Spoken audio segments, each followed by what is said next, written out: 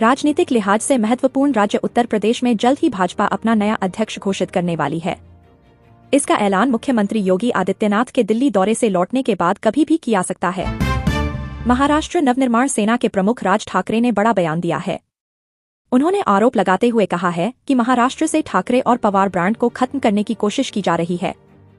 मनसे प्रमुख ने एक तरह से अप्रत्यक्ष रूप से बीजेपी की आलोचना की है। हालांकि उन्होंने दावा करते हुए ये भी कहा है कि इस ब्रांड को खत्म नहीं किया जा सकता है। प्रदेश में त्रिस्तरीय पंचायत चुनाव की तैयारियां जोरों से शुरू हो गई हैं। इन चुनावों से पहले गांवों के परिसीमन के लिए शुक्रवार को शासनादेश जारी कर दिया गया। इसमें कहा गया है कि पिछले पंचायत चुनाव के बाद तमाम ग्राम पंचायतों व राजस्व ग्रामों के शहरी क्षेत्र में शामिल होने से स्थिति बदली है। आशा है कि महंत जी के घर से चोरी हुआ पुश्तैनी धन फुल रिटर्न कर दिया जाएगा। अखिलेश यादव ने लिए मजे। संकटमोचन मंदिर के महंत के से हुई चोरी के बाद पुलिस द्वारा किए गए एनकाउंटर को लेकर सियासी बयानबाजी तेज हो गई है। यूपी में सिंचाई विभाग में नौकरी ढूंढ रहे अभ्यर्थियों को बड़ा झटका लगने वाला है। यूपी सरकार इस विभाग के जिलेदार, सींचपाल, नलकूप चालक, पेंटर, टरबाइन मिस्त्री, बड़ी, फिटर जैसे कई पदों को खत्म करने जा रही है। ऐसे पदों को समाप्त करने के लिए शासन की ओर से आदेश भी जारी कर दिया गया है। अब वित्त विभाग की सहमति मिलते ही सिंचाई विभाग इन पदों को समाप्त कर देगा। यूपी की योगी आदित्यनाथ की सरकार गांवों में तैनात कर्मचारियों को बड़ी राहत देने जा रही है।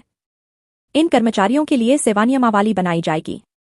पंचायती राज विभाग 16 वर्ष बाद ग्रामीण सफाई कर्मियों की सेवा नियमावली बनाएगा। ग्रामीण क्षेत्रों में सफाई के लिए तैनात 1 लाख सफाई कर्मियों को इससे बड़ी राहत मिलेगी।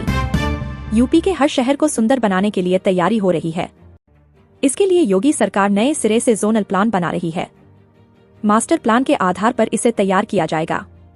इसमें बताया जाएगा कि शहर के किस भाग में क्या निर्माण प्रस्तावित किया जा रहा है। पीएम मोदी की अध्यक्षता में आज नीति आयोग गवर्निंग काउंसिल की बैठक हुई। इस दौरान विकास पर मंथन किया गया। पीएम मोदी ने कहा कि विकसित भारत हर भारतीय का लक्ष्य है। हमें विकास की गति और बढ़ानी होगी। पीएम मोदी ने कहा कि भारत में तेजी से शहरीकरण हो रहा है। हमें भविष्य के लिए शहरों को तैयार करने की दिशा में काम करना चाहिए।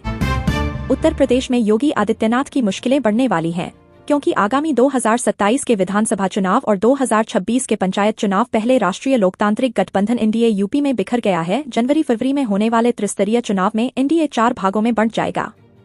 अनुप्रिया पटेल, संजय निषाद और अरुण राजभर ने भाजपा से अलग पंचायत चुनाव लड़ने की इच्छा जाहिर की है। चिराग पासवान की पार्टी लोक जनशक्ति पार्टी पर विपक्षी दल ये आरोप लगाते हैं कि वो बीजेपी की छत्रछाया में है। बिहार विधानसभा चुनाव में भी पार्टी ने बीजेपी के साथ मिलकर चुनाव करने की घोषणा कर दी है। चिराग पासवान की पार्टी ने स्पष्ट कर दिया है कि हम गठबंधन में जरूर हैं, लेकिन हमारी अलग विचारधारा, अलग सोच और स्वतंत्र पहचान है और यही पहचान हम चुनाव में भी लेकर जाएंगे। केंद्र की नरेंद्र मोदी सरकार की कई ऐसी योजनाएं हैं जो लोगों को अपना कारोबार करने के लिए प्रेरित करती हैं।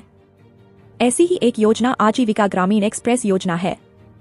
इस योजना के तहत स्वयं सहायता समूह यानी एसएचजी सदस्यों को 6.5 लाख रुपए तक का बिना ब्याज ऋण दिया जाता है।